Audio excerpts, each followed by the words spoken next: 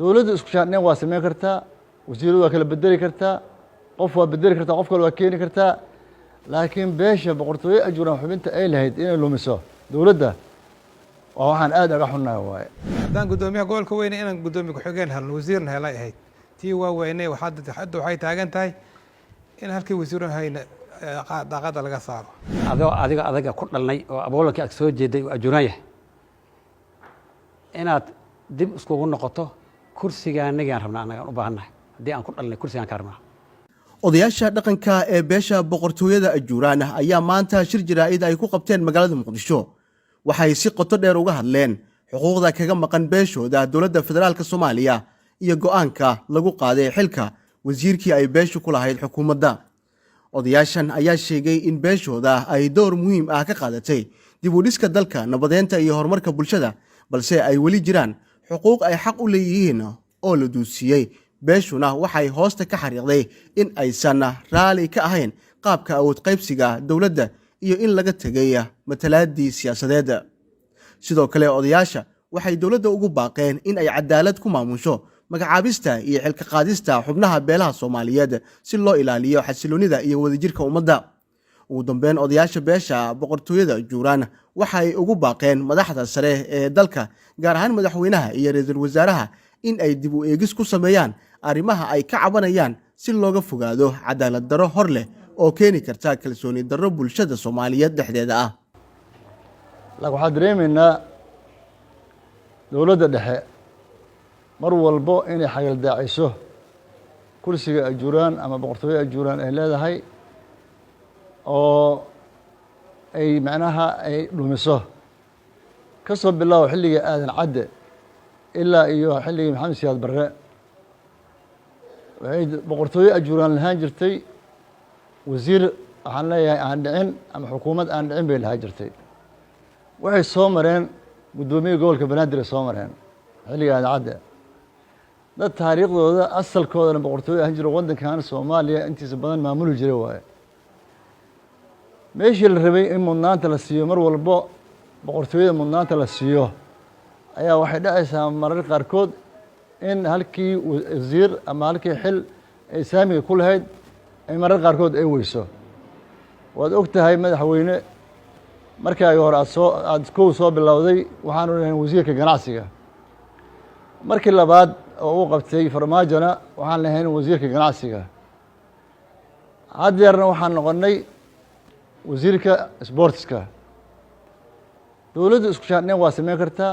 wasiiradu waa kala bedeli kartaa qof waa bedeli kartaa qof kale waa keeni kartaa laakiin beesha boqortooyo ajuuraan xubinta ay lahayd inay lumiso dowladda waa waxaan aad uga xunnahay waaye wax badan waa aamusnay dowladda waa tixgelinay maamul goboleedyada waa tixgelinay cabdixasiis lafta gareen wasiir ku-xigeen baan ku lahayn wasiir ku-xigeenkii ninkii inoo hayay wuu bedelay buul buu ka dhigay booskiisana nin kale oo qabiil kale u geystay axmed maxamed islaam madaxweynaha jubbaland waxaan ku lahayn wasiir ku-xigeen baan ku lahayn booskii asla uu ka qaaday ilaa hadda muusan magacaabin oo ilaa iyo 2 doorasho kursigii ajuuraan u lahaa boqortooyada ajuuraan ay lahayd waa maqan yahay annagoo dhaawacyadaas iyo xanuunadaas qabno ayaa waxaa noogu daray xamsana wuxuu noogu daray cabdibarre wuxuu noogu daray halkii wasiir aan fiirsanayno beesha ay lahayd inuu ka qaaday haba ka qaadee inuusan wasaarad kale ku bedelin halka dhiggiisa ama saaxiibadiisii wasaaradii laga qaaday wasaarad kale loo dhiibay madaxda waddanka u sarreysa madaxweynaha ugu horeeyo ra'iisul wasaaraha ku xigo guddoomiyaha baarlamaanka dhammaan cabashadeena waa kulli waa inay gaartaan rajaynayna ay wax ka qabtaan annagu waa dulmanahay dad dulmanaanahay ajuuraan haddaan dad dulmanaanahay waxaan filaynay wasiir in laga qaas ka dhaafo waxaan filayn in mar haddaan gobolka banaadir soo hogaaminay intiina loo soo celiyaan sugaynay in ma aragtay halkii wasiiroon haysan in la qaado ma filayninba waxaan filayn in guddoomiyihii gobolka mar haddaan soo noqono annaga aan taariikhda soo galnay haddaan guddoomiyaha gobolka weyne inaan guddoomiye ku-xigeen helno wasiirna helay ahayd tii waa weynay hadda waxay taagan tahay in halkii wasiiroon hayna daaqada laga saaro marka waa arrin aad u qaab daran waaye waa cabashadeena waxay ku socotaa madaxda waddanka u sarreysa madaxweyne nin sharaf lahaa tahay nin mas-uul lahaa tahay waddanka adaa maanta wax laga weydiinaa waalidaan nahay dad waalid oo wax ku dhalaan nahay marka waxaan filaynaa cabashada inay wax ka qaban doonto. xamse cabdi barre ra-iisul wasaare waxaan kaa codsanaynaa arrintaas annaga nooma cuntanto mana qabato waa garanaqsanaynaa waad nagu khaldantay khaladkaas ka noqo dib u fiiri ra-isul wasaarahan aad tahay kuma nabcanin arrintaas naga daawey daawan u baahan cabashaana annaga shirkan wuxuu ku saabsan yahay cabasho aan ka qabno wixii ka dhacay meesha intaa kadib waxaan rabaa dowlad goboleedyada waa si nabadoonka iga horreeya u sheegay mid walba waa ku dulmannahay waxaan rabaa in ayagana ay tixgelin aan ka helno oo xaqii aan kulen ayagana ina siiyaan ajuuraan dad ma dulmo dad ma dhibaateeyo waa degan yahay marka qolo kasta waxaan ka rabnaa wixii inaga hayaan ina siiyaan waa arrintii aan maartaan rabaan kale taas weeye waxaa kale aan rabaa inaan ka hadlo ku soo celiyo madaxweynaha jamhuuriyadda dimuqraadiga Soomaaliya waa mahadsan tahay waxaan kaa codsanaynaa adiga ku dhalnay oo aboolanka aad soo jeeday oo ajuuraan yahay inaad dib iskugu noqoto kursiga anagaan rabnaa annagaan u baahannahay haddii aan ku dhalnay kursigaan ka rabnaa kursigii aad naga qaadeen cid aan lahayn cid haysata aad ugu darteen oo kii lahayn aad ka qaadeen annagu uma aragna cadaalad uma aragno cadaaladda dib ha loo fiiriyo madaxweyne dalkan adaa xukumaa amarkaadaa ka shaqeeya waxaan kaa rabnaa cadaaladdii inaad annaga nasiib kuma lihin gabagabadii shirkooda jaraa'idda waxaa warbaahinta loo akhriyey war murtiyeed ku saabsan baaqa ay u dirayaan madaxda dalka iyo sidoo kale cabashada beesha ee ku aadan cadaalad darrada ay ka tirsanayso dowladda federaalka Soomaaliya iyo xuquuqda kaga maqan. waxaan halkan idinka soo gudbinaynaa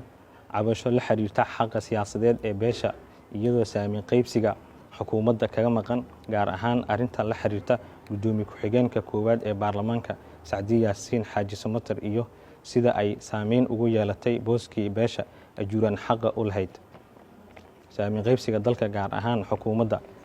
si loo wada ogsoon yahay nidaamka awood qaybsiga 4.5 ee waafaqsan dastuurka dalka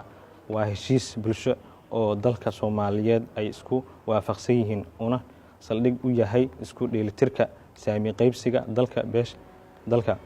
beesha ajuuraan waxay ka mid tahay beelaha waaweyn ee beesha shanaad waxayna mar walba doorkeeda ka qaadatay dowlad dhiska iyo xasilinta dalka si kastaba ha ahaatee waxaa muuqata in xilkii wasiirnimada ee ay beesha ajuuraan xaqa u lahayd lagu wareejiyey shakhsi ka tirsan beesha Carab Saalax kaasoo aan waafaqsaneyn nidaamka saameyn qaybsiga dalka iyo dastuurka dalka tani waxay si toos ah ugu dhalatay in Sacdiya Yaasiin Xaaji Samatar oo ka tirsan beesha Carab Saalax loo magacaabay gudoomiye ku-xigeenka koowaad ee baarlamaanka iyadoo haddana isla beeshaas loo dhiibay xilka wasiirka ah taasoo dulmi iyo xaqdarro ku ah beesha facaweyn ee ajuuraan mudane madaxweyne iyo mudane ra'iisul wasaare arrintaana waxay dhaawacaysaa cadaaladda iyo isku dheelitirka awood qaybsiga ee nidaamka dowladeed si darteed waxaan si xushmad leh idinka codsanaynaa kow in dib u eegis lagu sameeyo booska wasiirnimada ee beesha ajuuraan xaqa ugu lahayd dalka loona magacaabay shakhsi ka matala beesha si waafaqsan nidaamka awood qaybsiga dalka ee 4.5 laba in laga fogaado nidaamka awood ku sheegashada keeni karta in beelo gaar ah si aan cadaalad ku dhisnayn loo kordhiyo saami aysan ay xaq u lahayn saddex in cadaaladda lagu sugo in loo ilaaliyo midnimada iyo wada jirka ummadda Soomaaliyeed waxaan rajaynayaa in cabashadeena la taxgelin doono la qaadi doono tallaabo cadaalad ah si looga hortago kalsooni xumida ay arrintaani ka dhex abuuri karto bulshada Soomaaliyeed iyo beesha ajuuraan. Zakariya Axmed Muuse TV-ga Shabeelle Muqdisho.